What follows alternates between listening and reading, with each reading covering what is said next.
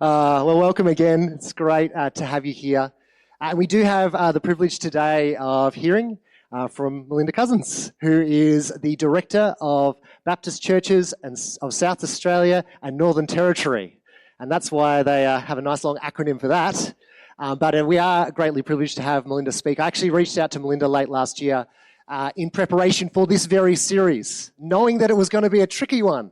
And I thought, who could I ask who I know would have the maturity, the creativity, the language to share through a series like this? I'm not trying to put you on too much of a pedestal there, Melinda.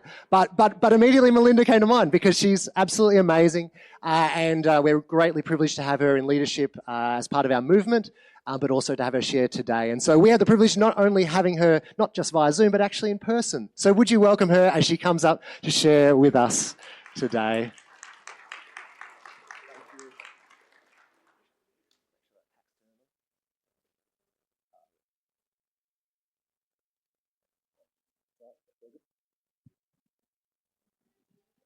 Oh, hello. Good morning, Alice. It's great to be with you. As Gavin said, I have the privilege of leading a team of people, really, who are there to support and encourage, champion and resource our movement of churches. We are a movement now of 90 churches, stretching from Darwin in the north to Mount Gambier in the south, and probably Kalkarinji in the west to also Mount Gambier in the east. But pretty diverse, broad movement, but you guys right in the middle of that. And one of the privileges we have as a team is praying for you every week. Every week we go through the list of churches in our office and we pray for each church by name. And I can let you in a bit of a secret. You're often the first church we pray for every week. Because we do it in regions, and we do the territory on Monday morning often, if we go in order. Sometimes people mix it up. And then the churches are listed in alphabetical order, and first up on the list is Alice Springs. So every Monday morning or sometime during the week, we are praying for you and really excited about how God is at work amongst you. And so it's a real privilege to be here, as Gav said, in person to connect with you. No pressure at all. Come and talk on Ecclesiastes, Gavin said. And what a great series to be entering into. And I love that you're spending some time over the next 4 weeks, starting last week, with this book. It's a challenging book, right? It's a book that is really difficult, often avoided, not one that churches spend a lot of time in. Sometimes people skim over, and yet there are riches to be mined in it, because the Word of God works in different ways in different parts of the Scriptures. Some parts of the Scriptures seem really direct and easy. The letters of Paul, here's what you should do to live as a follower of Jesus. Or the stories of the Gospels, here's who Jesus is and how you encounter him.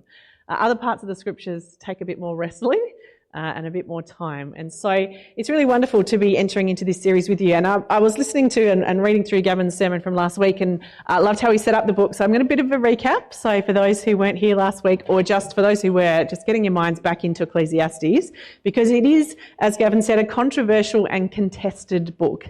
It is a book that takes some time to wrestle with, and probably we will never fully understand the depths of what this book is on about. And Gavin used this phrase of volatile text, that it's dangerous if used incorrectly. If you read this book in isolation on its own without the rest of the Scriptures, you might find yourself in a very dark place. You might be thinking, what on earth is this doing in the Bible?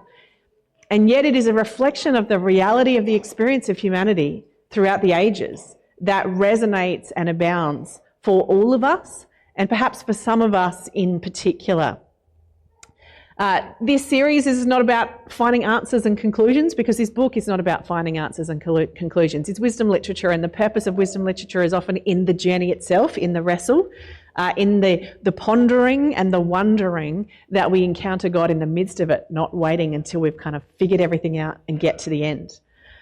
So there's a limited sense of, what I've got to offer for you, even as Gavin gave me a big wrap up, because I wrestle with this text as much as any of us. But I love that it is honest about that struggle and that wrestle. We were also introduced last week to this key word that is found throughout the book of Ecclesiastes, and what it's probably most famously known for. The Hebrew word is hebel. Often translated, King James translated it as vanity. So if you know that Ecclesiastes from old school, vanity of vanities, this book is about. And you think, what's the point of that? Often today translated as meaninglessness. Meaningless, the teacher says. Everything is meaningless. And we think, why are we reading your book then if it is meaningless? Because surely we are on a search for meaning. And yet, It resonates for all of us because no matter how much you look for and search for meaning, there are times in life and seasons and context where it all just seems beyond us. It all just seems something we can't grasp hold of. And that Hebrew word, hebel, literally means a wind or a vapour or a mist, something that you can't grab hold of no matter how hard you try. It is ethereal, it is elusive, it is intangible, it is fleeting. And there's something about this life that has that same edge. That life can be fleeting, all too fleeting in some cases. That life is transient, that it is somewhat ephemeral, that it is somewhat elusive. But I also want to say that the idea of a wind or a vapour, it's not nihilistic. It's not that there isn't anything to it. It's not a book of utter despair. Otherwise, why bother writing it? It might be difficult and challenging and something that we can't quite put in a neat box and always get hold of. But there is purpose. There is a sense that there is something there. Again, I loved what Gavin said last week, that this word hebel reminds us that we are and always will be the created and not the creator. And that is the limited experience we live in. While what we do matters, it is transient and it is not the ultimate. That belongs to our God. And so we hold a lot of things in tension. My background in terms of study is actually in the book of Psalms. And one of the things that I loved learning about the book of Psalms and also found challenging in the book of Psalms is this idea of tension. Because I think the Psalms are a different type of book again. The poetry, the prayers, the expressions of emotion of the people of God hold this tension between lament and hope. They sit in both at the same time, often in the same psalm, sometimes in the same verse. They hold together these two truths, hope and lament at the same time. And they are honest about the full range of human experience. They recognise the full scope of our emotions and they trust in those tensions. And what I love about the idea of a tension is not something to be solved. It's not a problem that comes with a resolution that you can type in a neat bow at the end. A tension is something that you have to manage, that you have to hold in both hands and kind of go back and forth between. But the invitation of the Psalms is actually to lean in to the tensions, not to run away from them. And the particular group of Psalms that I had the privilege of spending a few years of my life studying, a small group of Psalms called the Psalms of Ascent, 120 to 134. And they're actually just a little collection that is all about tensions. Side by side, you have these pairs of Psalms that talk about two different experiences, and yet they sit there at the same time. So there's a psalm about being lost and wandering, and there's a psalm about finding yourself in the presence of God. The whole collection is about the idea of pilgrimage, which is both a journey and a destination. And those two things are held true at the same time. But then within the collection, there's like one psalm that talks about like the privilege of being freed by God, and then another psalm that talks about how we are but servants or slaves of God. But slaves are free at the same time. And then you have another psalm that talks about like the magnificence of the presence of God. And the next psalm is really about the boring everyday stuff of getting food to eat and putting your children to bed. And like how we live in this tension of majesty and ordinariness at the same time.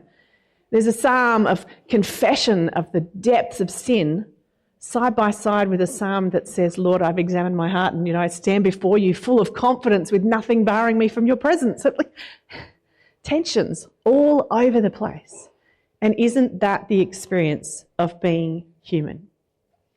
And when Gavin first contacted me last year about this, he was saying in particular that sometimes this is something that you as a church and in this community, in this town, in your context, understand the tensions, the limitations, the systems and the promises and the efforts and the emotions that are unresolved and maybe unresolvable. And people might come with great expectations of the greatest new idea that's going to fix everything. And we know that's not the reality of the world in which we live. And yet we find ourselves clinging to hope, not wanting to give up, and yet sitting in the lament.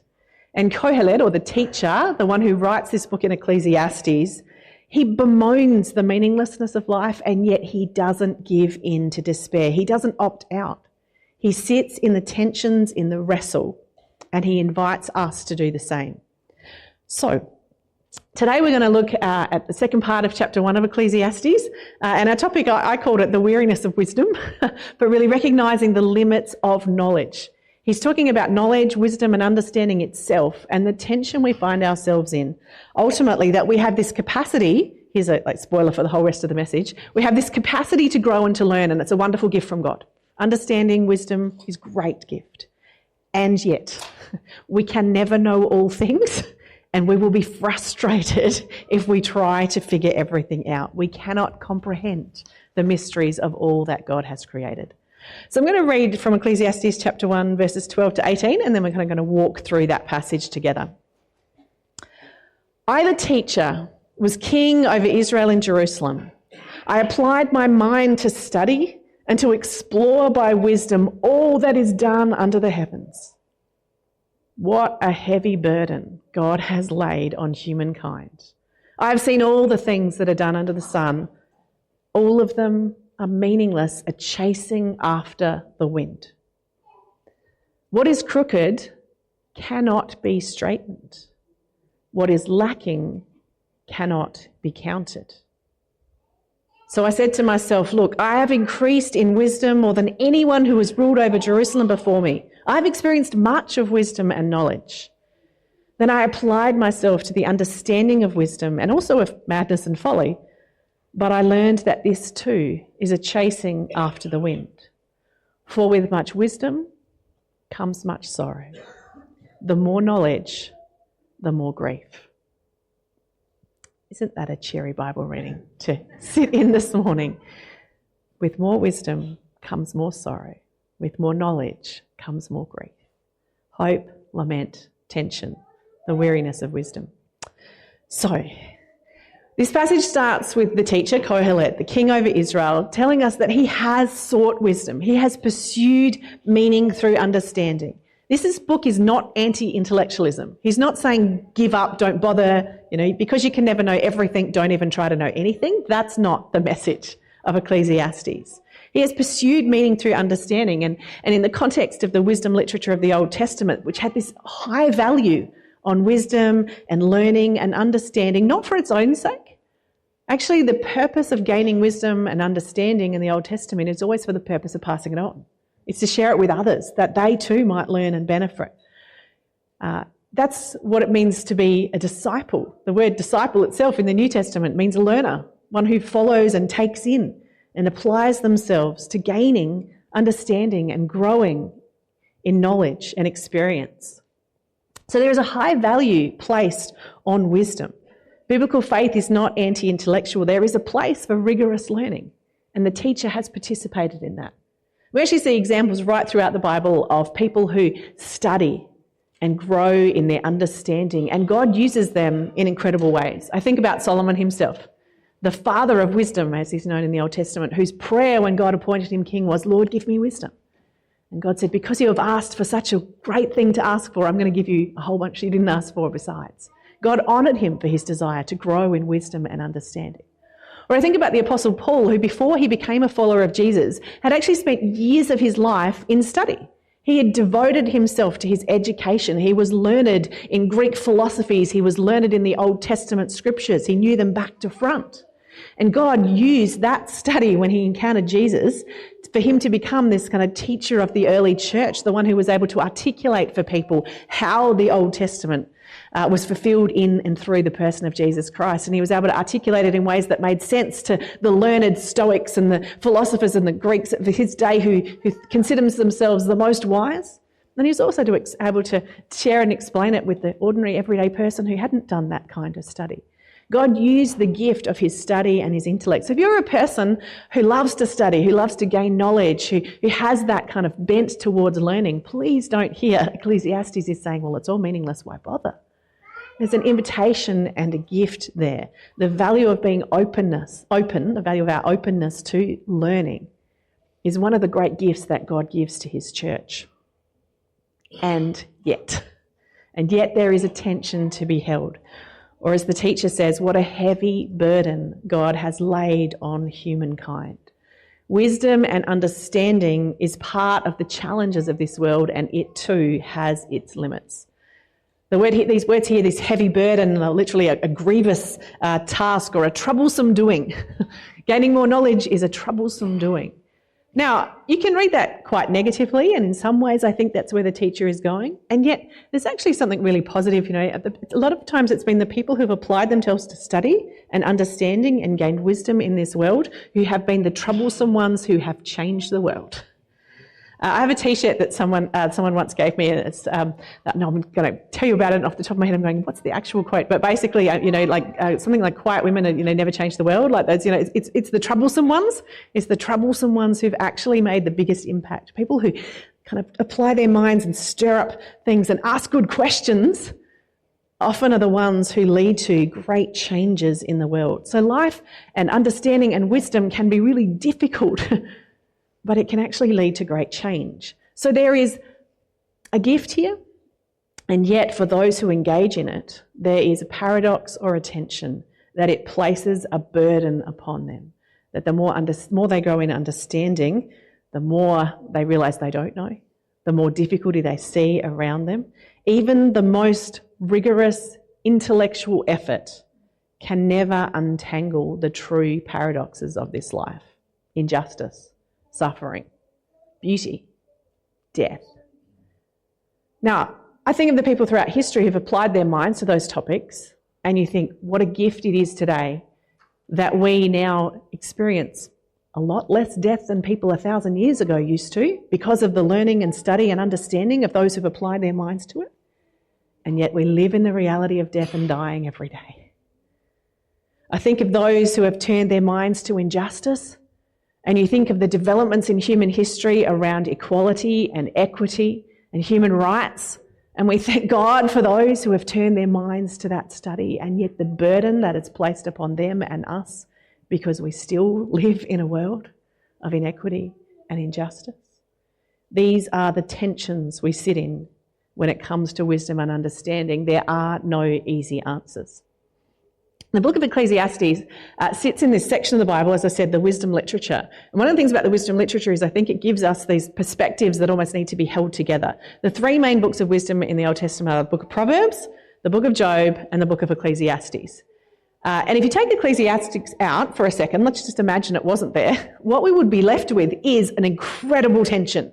Because the book of Proverbs is really all about like passing on wisdom, gaining wisdom, understanding, like kind of encouraging people to be those who seek knowledge and wisdom and pass it on. Right? Proverbs are great little pithy sayings that you can share with other people and say, see, here's the value of wisdom. This is what I have learned. This is what you can learn from.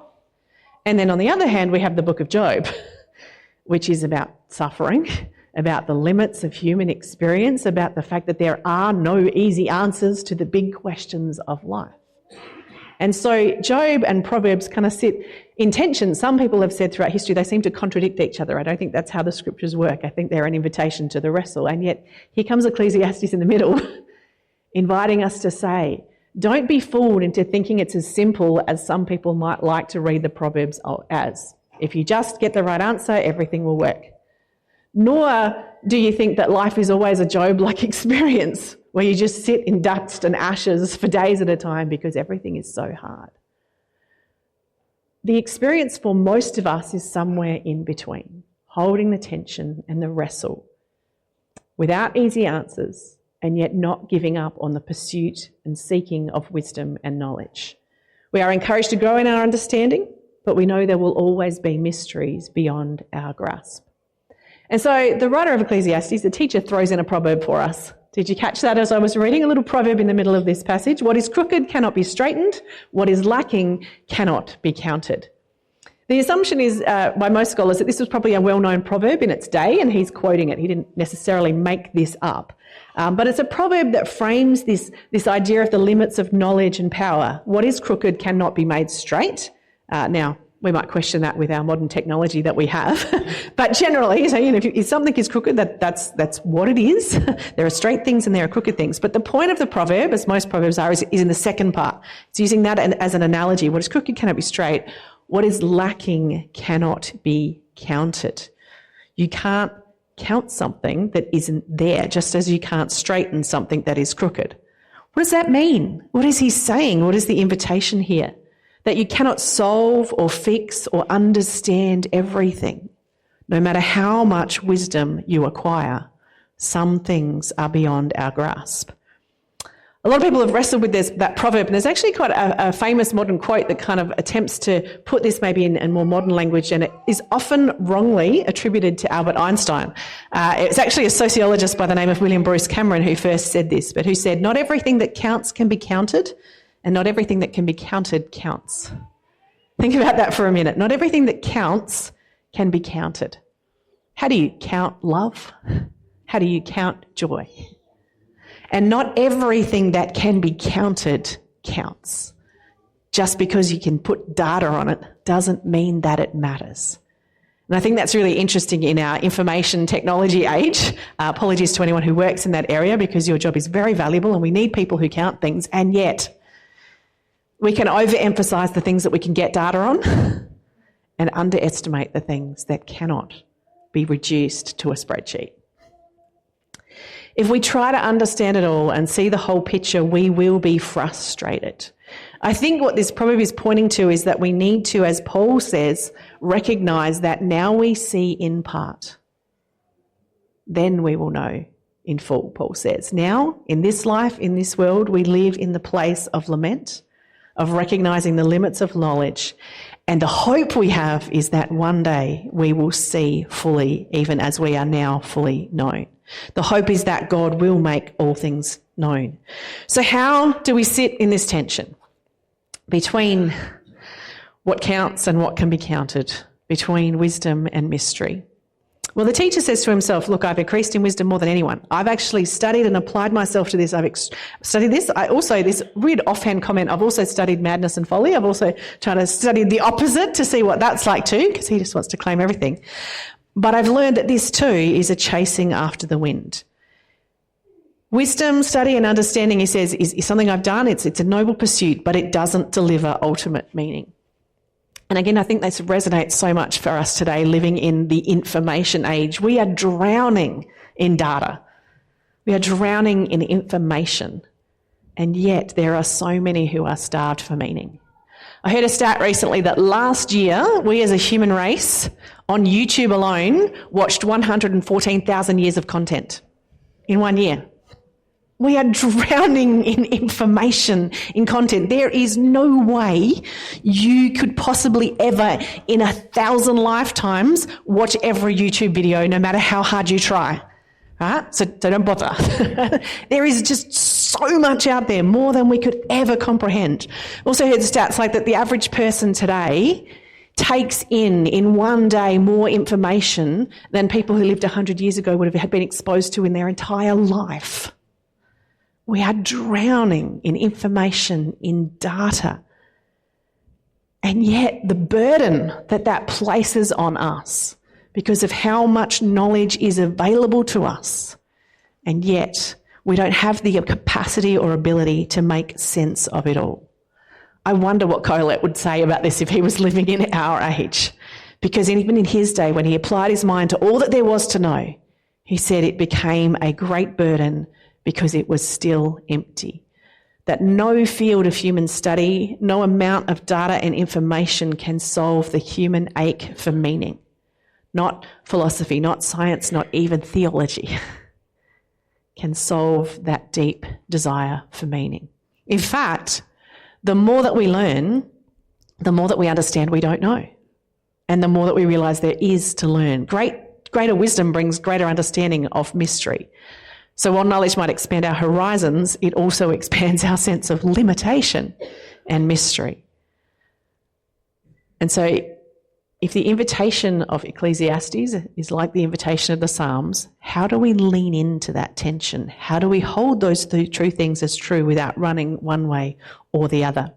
I was in a meeting on Friday, and the person there did a devotion on curiosity. And I was like, oh, that's really interesting. I'm preaching on Sunday about Ecclesiastes and knowledge. And he told this story of a man that he knew. Every time someone said something that he disagreed with, he would lean in and ask questions. What do you mean by that? Why do you think that? Tell me more. And the real challenge to me, if I'm honest, as I heard that, was when I hear something I disagree with, what is my usual response? It is to counter with the knowledge and information I have that contradicts what I have heard. It is to come back with more knowledge and more information. And yet this man's posture was one of humble curiosity, being open to recognising that maybe he didn't know everything, that maybe the pursuit of knowledge and understanding sometimes requires being quiet, listening, asking questions, being open to learning. So the person doing this devotion the other day said it was just the challenge he gave us was to resist the cultural pressure to always appear certain. And that's what resonated for me with Ecclesiastes. Resist the cultural pressure to always appear certain. I am very thankful to God for the people who take on the task and put their hands up to be leaders in our political systems today. Honestly, can't imagine a more stressful job. Because the pressure that is on them to appear certain about everything is immense. When was the last time you heard a politician say, I don't know, in answer to a question? And yet they don't know, just as I don't know all things. This burden that is placed on them, I think, is a burden that we often experience, whether it's in your workplace, in your family, in your community, to have an answer, to have a response. You have so much information available to you, just look it up, ask AI. All the knowledge is available, you should know. And yet the invitation here is to lean in to the mystery. There is a great freedom that comes from uttering those 3 words, I don't know. Have you experienced that recently? It actually can really change the temperature and tone of a conversation if it gets heated, to just say, I don't know. I don't actually know. There is a great freedom that comes with releasing that burden and that pressure to have it all figured out. Curiosity, I would suggest, is not a luxury. It's actually a spiritual discipline. Leaning into the fact that we are created beings who are limited in our knowledge. Slowing down the rush to have quick answers or to give conclusions. Jesus is a great example of this. Do you know how many times Jesus asks questions? I'm not sure it's because he doesn't know the answer, but it's because he leans in and he resists the temptation to always have it all figured out. The teacher goes on, finally, verse 18, he says, for with much wisdom comes much sorrow. The more knowledge, the more grief. The more we know, the more we grieve. Awareness and understanding can lead to anguish. We see the suffering and the injustice and the complexity of our existence. Knowledge comes at a cost. Now, the tension here is that God doesn't call us to ignorance to look away. He invites us into the pain of knowing.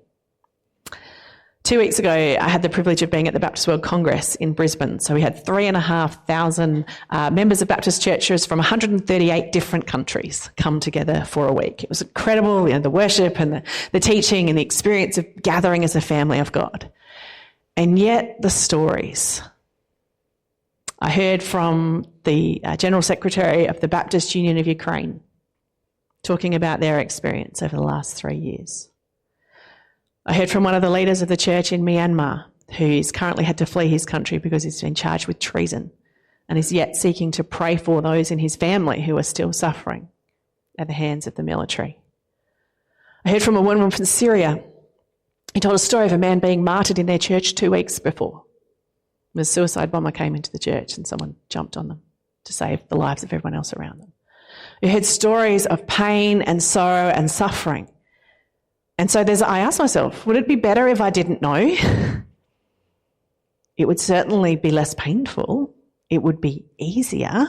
Do I want to live with the knowledge that in this world, in this time, in 2025, on my watch, these kinds of things are happening?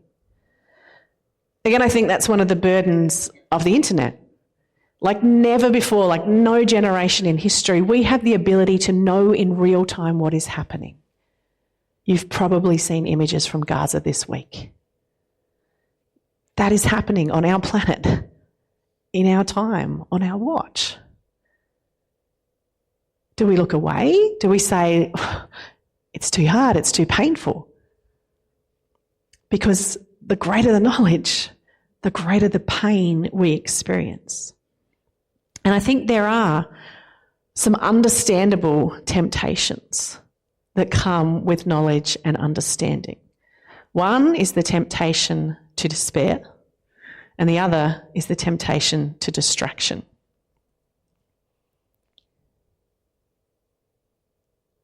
It doesn't surprise me that in our internet information age, what a lot of people do is use that technology to distract ourselves from really understanding and knowing what's going on in the world. Because we have access to the truth about what is happening in our world, it is very tempting to flick over to Netflix and just to watch a meaningless sitcom, switch off, because it's too hard to carry.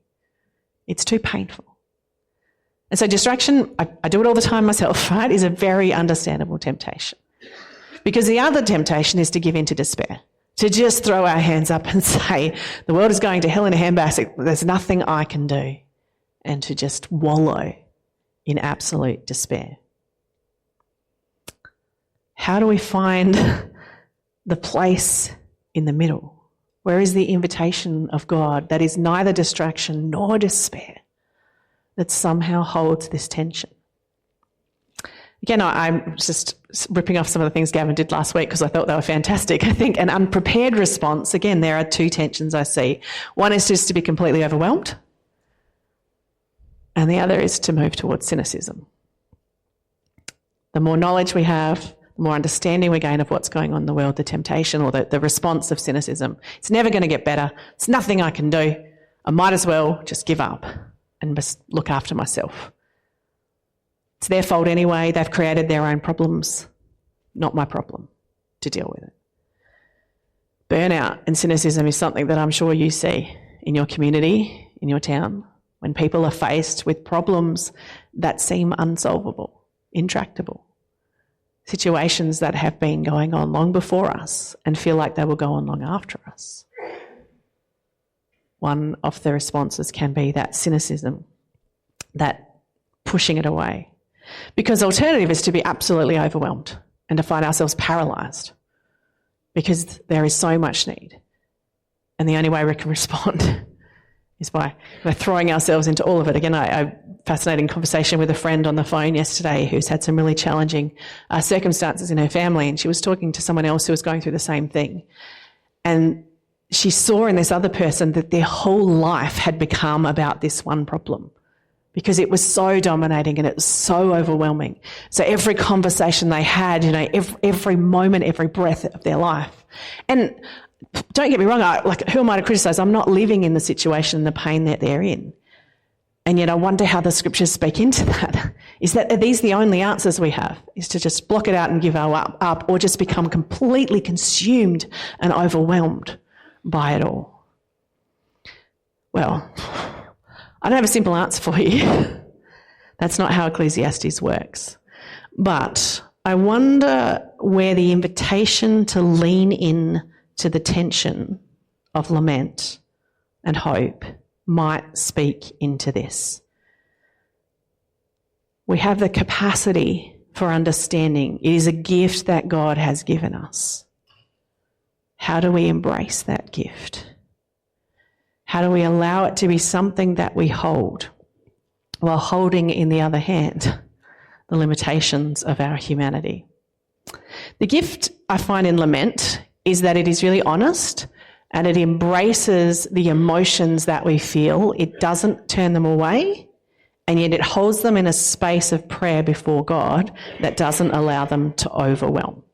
So, to take me back to the Psalms, where I'm a little more comfortable in Ecclesiastes, the Lament Psalms invite us to name some of the different emotions. And this is just a few. You might have a much longer list than this. But when you think about the limits of knowledge in this world, or the limits of experience in this world, you might be tempted towards, emotions are not temptations. Take those words back. You might feel sorrow and sadness. That's a human emotion that we all feel at different times. You might feel frustration. You might wish that things were different. You might feel insignificance. Who am I? That feeling of just being so small. You might feel afraid. You feel like this is threatening. to who I am and how I see the world. You might feel doubt. Is there even a presence of God in this situation? You might feel anger and outrage. This is not okay. You might feel a desperate longing that says, when is this going to change? That's the experience of psalmists. Psalm 7, Psalm 11, look them up sometime. In six short verses, you go through all of those emotions and you name them all in a prayer before God. That's holding the tension, saying, this is the honest truth of what I feel. I'm not going to pretend it's not happening. I'm actually going to spend the time naming it and expressing it. But I'm going to do so in a space of prayer, in a space of holding it before God and allowing God to speak into that. Embracing the emotions of lament, for me, is one of the best ways I've found of holding these tensions. It neither runs away and pretends they're not there, nor is it overwhelmed by them, but it allows God to minister to and meet us there. So am I suggesting that the answer to Ecclesiastes is to read the Psalms? I'm not sure. But I think there is an invitation there that I wonder if the teacher here in Ecclesiastes is trying to get at. Because it is in sitting before God in this tension, in holding hope and lament at the same time, that we encounter God. Because the psalmist would suggest that every single one of those emotions you feel, God feels too. God looks at this limited, messed up, broken and breaking world, and he is overwhelmed with sorrow. Well, not overwhelmed in the sense that he can't deal with it, but he feels deep sorrow. God looks at his people going their own way and ignoring the instructions he has given them, and he feels frustration. Does God feel insignificance? Well, he's God, so maybe not quite in the same way as we do. But God has chosen to give freedom to us, which puts limits on his power. And I'm sure there were times when Jesus walking this earth, it just felt like so small. Does God feel afraid? God invites us to fear him. But I think there is a sense that God, again, in the choice that he has made to give us the freedom to go our own way, worries about us as his children, is fearful that we will not return to him. Does God doubt? Well, he knows that he is, he is God. God is only in himself. And yet, again, he has given us the freedom to make choices. That in the moment of his relational experience with us, he doesn't have a guarantee of how we will respond. Does God feel anger? You bet he does. God is outraged by what happens in his world. Injustice, oppression, inequity, violence. Does God long? Oh my goodness, God longs for his people. He longs for the day when he will be able to reconcile all things. Now, I know that makes some people nervous talking about God in this way because God is God. He is the creator, not the created. And yet he has chosen to enter into a relationship with us, the psalmist suggests, that we experience in response his heart in our hearts. And so our emotions are a gift that echoes his. His are without kind of sin and without limits and without the mess that ours come with. And yet I think what the Psalms suggest is that God's creation of us as humanity, with the full experience we have of our emotions and our embodiment and our imaginations and our minds and our ability to discover and learn truth, is somehow an echo of the very heart and character and nature of God. And so entering into this space of holding those tensions and embracing the emotions that God has given us may just be one of the ways that we can resist those temptations to cynicism or overwhelm, to distraction or despair. Because the ultimate tension, I think, is this, that the God of truth is also the God of mystery. That the God who is and who you can, write textbooks about the character of God and how wonderful and amazing he is, and people have done that, is also a God who, and I think this is what I was trying to do and what I've just said, and, maybe if I haven't got it quite right, please, don't think that I have all the answers here, but is also the God who has invited us into this mystery of knowing and being in relationship with him and holding those two things true at the same time. Deuteronomy 29 verse 29 says this: "The Lord our God has secrets known to no one. We are not accountable for them. But we and our children are accountable forever for all that he has revealed to us, so that we may obey all the terms of these instructions." This was God revealing his law to his people, Moses speaking on behalf of God at the end of this kind of giving of knowledge, giving of wisdom, giving of understanding. He ends with this tension that there is mystery in God and there always will be. And we're not accountable for understanding that. But there is also revelation from God. There is knowledge and understanding that he gives to us. And we are accountable for responding to that. And he invites the people of God to hold both together. So you might feel at times tempted to give up. You might feel overwhelmed by sadness. You might be frustrated by the limits of your knowledge. Lean into lament. You also at times might want to know more. And so you can lean into the gift of wisdom and understanding. The challenge, I think, for us all is to learn and study and take every opportunity to gain the knowledge and understanding that God has invited us into, which will look different for different ones of us in terms of our own experiences and opportunities and capacities.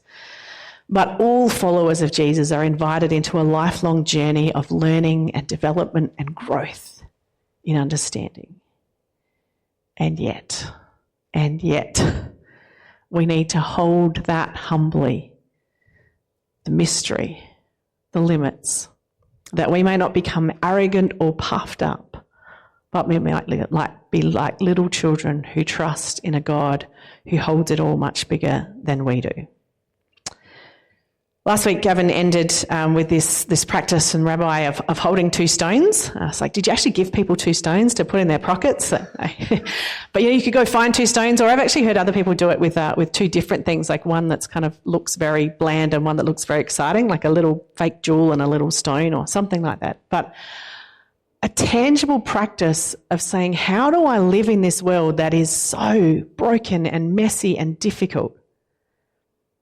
How do I learn from someone like the teacher who has experienced the meaninglessness of all and yet somehow still seeks to bring wisdom into that? How do I sit in the tension? And so you had these two stones that you hold, one that you look at when you need to remind yourself that you are created by God and loved by him, and one that you need to remind yourself that you are a frail, limited human being.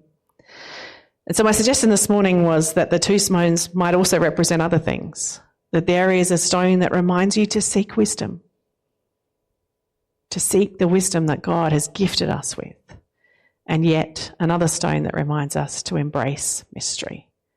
And somehow we need to hold them both in tension as often as you need. I feel like in entering into this experience of Ecclesiastes, have far less understanding than I did when I started. Like, I feel like this sermon in some ways is more for me than for you, that I'm like a living example of what I'm trying to say. Because I don't know if anything that I've said has even made sense to me, let alone to you today. That's kind of how Ecclesiastes works. There's knowledge and there's understanding, and then there's mystery and there's limits. But here is the prayer that I want to end this morning with. May you go with a mind that seeks wisdom and a heart at peace with mystery. May you hunger to know what is good, and may you rest in being known by God. Father, we thank you for your word. We thank you that it is not always easy, because if it were, we would be tempted to turn it into a checklist of rules and never talk to you again about it. You've given us these scriptures that invite us into the wrestle because they invite us into relationship with you. And I pray this morning, God, that whatever words are just mine, they would fade away fast. But however you have been speaking by your Spirit, whether through my words, the words of this book, or directly into people's hearts and minds, would we embrace and hold on to what it is that you're inviting us into? Will we listen for the whisper of your Spirit? Would we look for the move of your Spirit in the world around us? And would we always return again to the truth of who you are, the Creator, and us the created, that we might somehow find the way forward to live in the tensions, to live in the limits. And we ask this in Jesus' name. Amen.